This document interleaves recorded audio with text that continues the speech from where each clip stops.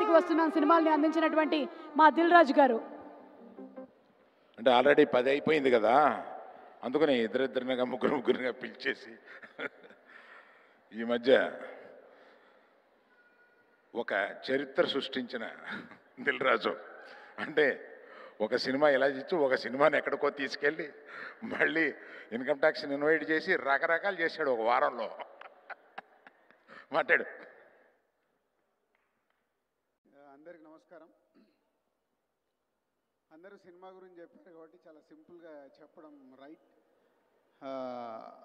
ముందు మంచి కథ, ఆ కథని ప్రేక్షకుల దగ్గరికి తీసుకెళ్ళే డైరెక్టర్ చందు మొండెటి. తన ప్రీవియస్ సినిమాలు చూస్తేనే ఎంత ఇంట్రెస్ట్ క్రియేట్ చేస్తాడనేది చూసాం. తనకు తోడైన technicians, DOP and Devi and editor and art director, ఇలా అందరు సరి అయిన టీం. దానికి స్ట్రాంగ్ వాసు చెప్పాడు, ఆర్య దగ్గర నుంచి జర్నీ చేస్తూ ఒక టేస్ట్ ఉన్న ప్రొడ్యూసరు అయి మంచి మంచి సినిమాలు తీస్తున్న ప్రొడ్యూసర్. ఆ ప్రొడ్యూసర్కి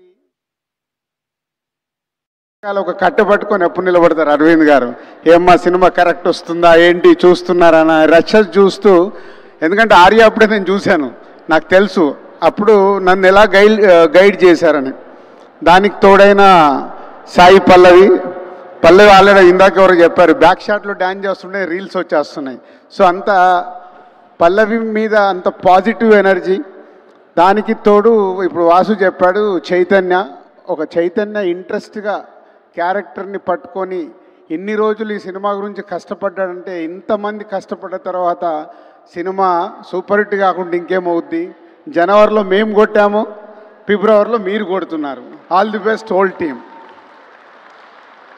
సింపుల్. సుమా సార్ ఇక్కడే నీకు ఇచ్చిన శాలరీలో కొంత నాకు ఇచ్చేయాలి.